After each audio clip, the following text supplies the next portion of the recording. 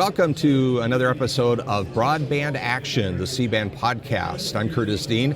We're on location at Connected America in Dallas, actually Irving, Texas.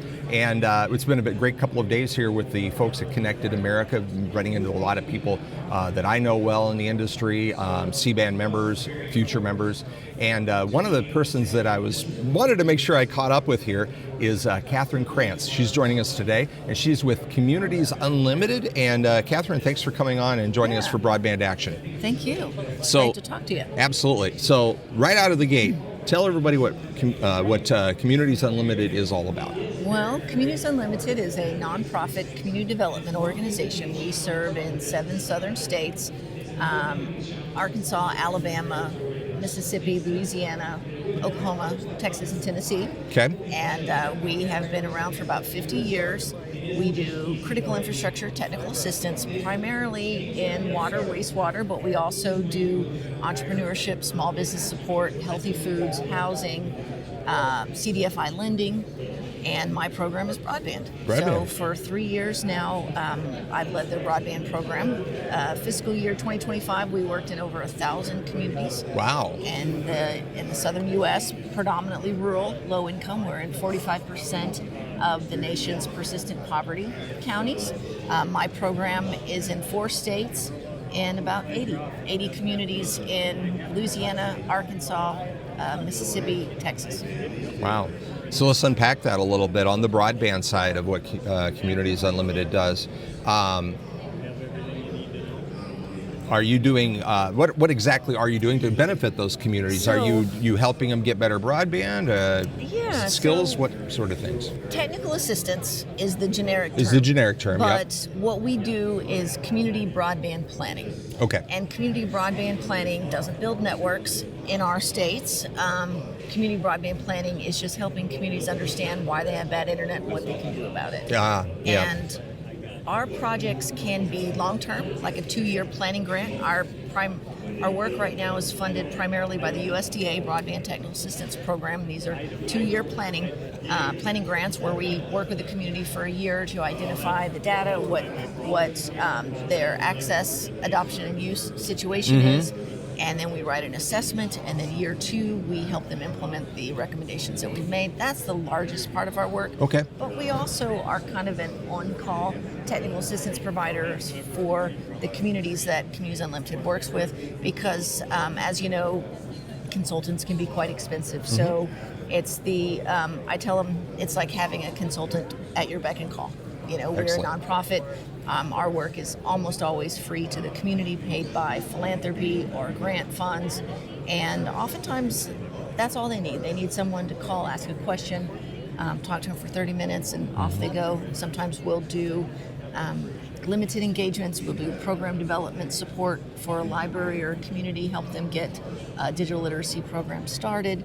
Sometimes it's just a presentation about what their access data is, what's coming. Sometimes they just want to know, is the Calvary coming? When are we going to have this problem solved? Great point, yeah. And so we're able to go in, share the FCC maps, and explain the data to them and let them know this ISP is bringing this type of technology. And then we facilitate relationships so the community can get to know who their ISPs are and keep up with it for their construction timeline. So community relationships. So when you first start working with the community, I was just on a podcast with Brad Randall with Connected America, and we were talking about how communities get started in being involved in broadband. When you first engage with a community, do you find a high level of misunderstanding about what broadband is and why it's important? Yeah, a big part of our work is basic broadband education. Yeah. Because first off, the communities we work with almost always are unserved. That's how they're eligible for the federal funds. Sometimes we work with communities that have service, it's not great. Yeah. But that's a little bit higher level. Until we feel like we've really tackled the bare minimum connectivity in rural America, that's our primary focus. So a community has to be pretty much unserved to be eligible for the work that we do. So they want to know why. They know their internet's bad, but they don't know why, and they don't know what they can do about it. Or how it's impacting their community's success. Yeah. Absolutely. And I will say that people that don't live in rural America are really shocked to find out there's so many communities that still lack service. And those communities are pretty unhappy about it. Yeah. So that's a lot of the work as well, helping them understand the business model for rural broadband, to understand why it's not necessarily a value judgment about their community. It's just that there's not enough people to justify the $50,000 a mile cost of it. It's math. And so we help them understand that. But then we also look for ways that we could incentivize a service provider to come into that market, even if it's not traditionally great business model. So help them understand the challenges of the business model, help them understand the federal funding programs, a lot of misunderstanding about that. Right. Communities hear that the federal government has subsidy programs, so they think that internet service providers are getting 100% of it paid for, and they don't understand if the government's paying for it, why don't they have it in my town? So or why isn't it free? Or yes, and so they need to understand that the internet service providers are getting just enough to incentivize them to build, and then they still have to figure out high costs as well. So there's a lot to unpack for a community. Yeah, there is. And when I started in this industry, going on 10, 12 years ago now, finding that information was really hard. You know, I had to read a lot of government white papers and do a lot of really deep research. Now, you can Google it and find articles, and there's conferences like this, and it's actually a lot easier for people to find the information, but wading through what is good information and bad information is also challenging. Yeah. And the communities that we work with are under-resourced communities. They're small. Oftentimes the community leadership, they're volunteers. Right. You know, right. they might and they're not have, experts by any means. And they might experts. have one or two other jobs because these are rural, lower-income communities. So they're worried about housing, they're worried about roads, they're worried about drinking water.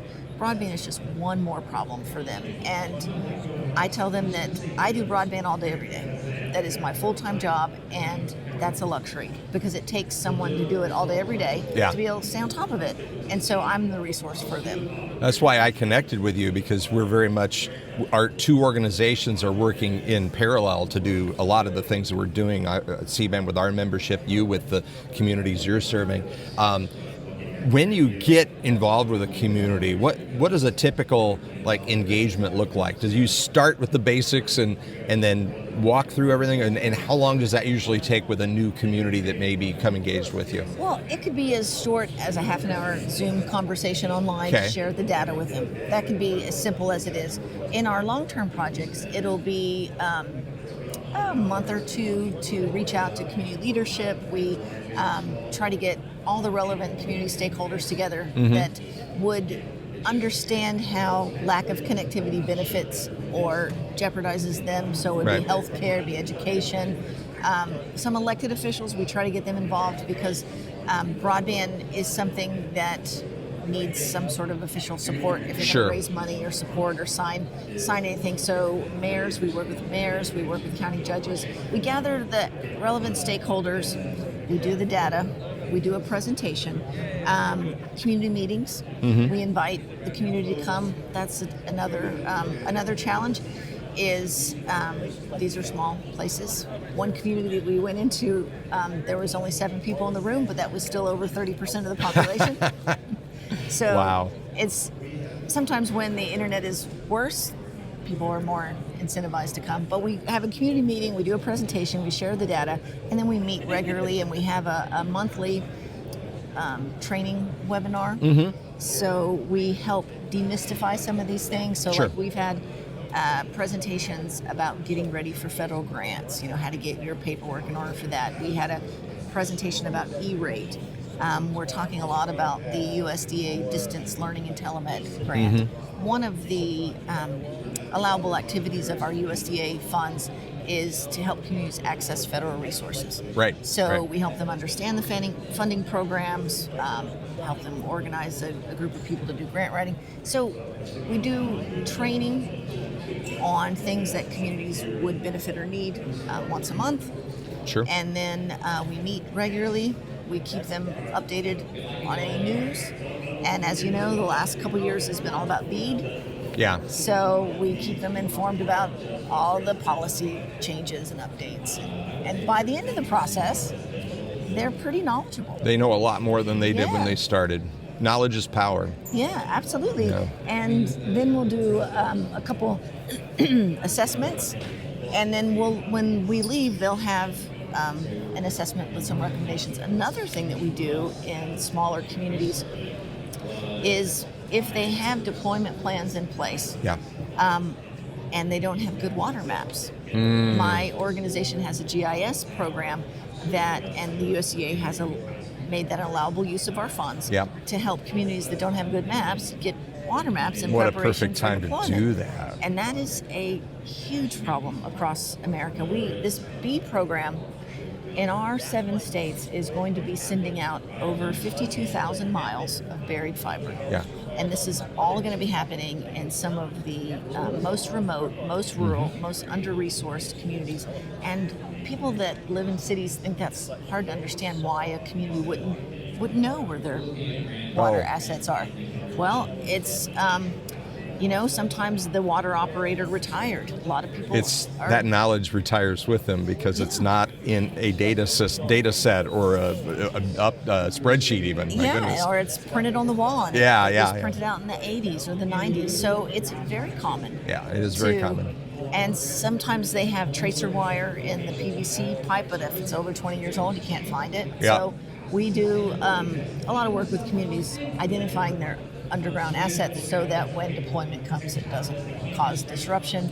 Oh yeah, it's absolutely vital if there's going to be a project in that right-of-way that you know what's there already and know where it's at. And sometimes communities know it's kind of around here, but they don't know exactly where. They don't know which side of the road. They know based on the above-ground assets, general vicinity. But for internet deployment, underground fiber, you really need it within about 20 inches or less. To avoid that disruption when the fiber comes to town, so to speak. And nobody wants to have water leaks. No. Because not only is it expensive and dangerous, but it destroys relationships between internet service providers and the community.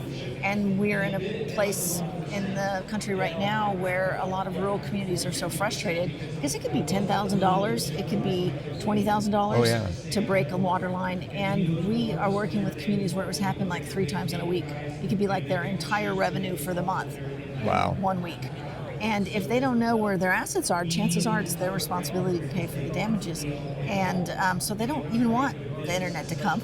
If it's just not worth the hassle at that point. And we don't want people to say that. So, and where the ISP will try to absorb some of the costs, they still have damaged relationships. They become the guy that broke the water line instead of the person that's bringing a, transformative technology to our community. So we try to navigate that.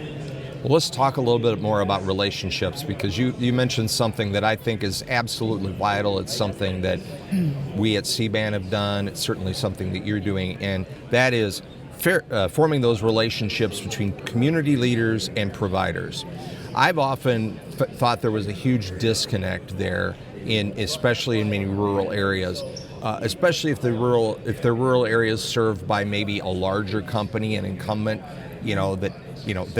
they don't have a membership to the country club. They're a big company, right? So how do you demystify that relationship? Do communities think that, if I get to know them better, they're going to want something out of it, or do they generally find themselves eager to engage with those providers? And do the providers find themselves eager to re-engage with the communities, or do they see that as just another hassle? Yeah, well, and it's really depends, and it really depends on the community and the provider and all of that. But I will say that there has been a shift in the industry, that ISPs do have a much greater understanding now of the value of good community relationships. I'll tell you, when I first started in this industry, and it's not their fault, it was the way that the funding mechanism was. They weren't required to engage with the community. They would get the funds from the government, they would go build where they wanted to build, and if they had to get a right-of-way permit, they might talk to the one person at City Hall to get that done, and the community would find out about it when they start marketing their product, because it was a business case for them. They had no need for good community relationships until until the grants and the Yeah. funding required it. And then until there was an understanding within the industry that good community relationships improve take rates, improve subscription rates, improve adoption, improve all the things. But that has been over time. And just in the last 10 years since I've been in the industry, I've seen dramatic changes. There's still some challenges, though. One of the largest obstacles to my work that I have is finding out who to talk to at some of the larger yes. internet service providers. And so they're still a little bit in the old ways of guarding their names and their contact information, because traditionally your customer would call you with a complaint. They weren't calling to ask for, how can we help you remove barriers to deployment? So there's still some transition going on. It's getting a lot better. And we see, especially in the rural broadband space, because it's not a big moneymaker, let's be honest. It's oftentimes how much money do you want to lose in this market. So the people that are willing to work there oftentimes have community connections. They're the co-ops, they're the local ISPs. And so they have more of an incentive to have good relationships with communities. So that's getting better. And just having an understanding of the market and how difficult it is to get enough people to sign up in these areas. They're seeing the value of community relationships, and the funding has required it in some cases, letters of support, because we have seen in the industry over 20 years of broadband grants, when you don't have that community buy-in and that community engagement, the projects are likely to fail. And all that public money is invested to building infrastructure that people don't sign up for, and they're unhappy with. So it's been kind of both sides of it. I think the business case has compelled better relationships, and also the funding mechanism has required it as well. So it's getting better. Now, how do you actually facilitate that? That's still a challenge. Sometimes it's hard to find the phone numbers. The state of Arkansas has a broadband office that we work very closely with, and they're one of the few states that list on their website all the ISPs and their contact. Here's how to get a hold of the person. And that's amazing. That's great. Wow, that's a great use of a state's broadband office. Honestly, that's a great idea. It's a revolutionary thing. I mean, and there definitely are ISPs that are like, sure, absolutely, call me. And so when we do our community meetings, we invite them. We invite the ISPs to come, and we tell the community that we are technology neutral, we are ISP neutral, but we will work with any ISP that wants to work with our communities, that wants to help. And then I usually say, and here in the back of the room is so-and-so and so-and-so, and if they're here, that's a good sign. Very good sign. So those are some of the things. So the programs that you operate primarily in the South.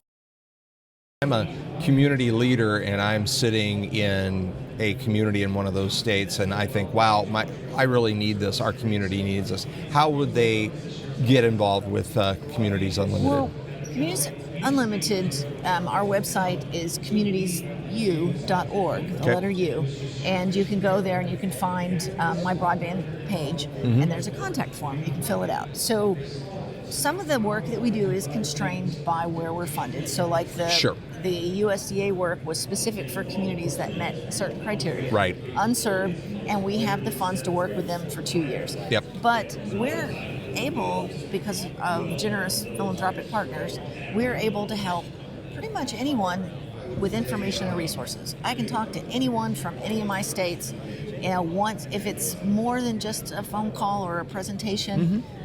If it's a long-term project, then I have to go look for money. And sometimes I have resources. I mean, it's harder now than ever for nonprofits for all the reasons. But tell me about it.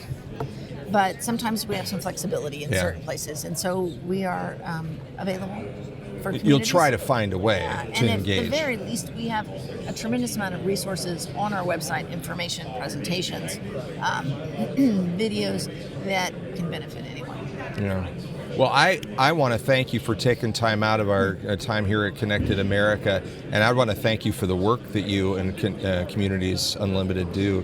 I think our organizations are very much pushing the same rock up the same hill, Yeah. or different rocks up the same hill. But either way, I really appreciate what you do, and thanks for sharing that with folks. And everybody who's listening or watching, I hope you get in touch with Catherine.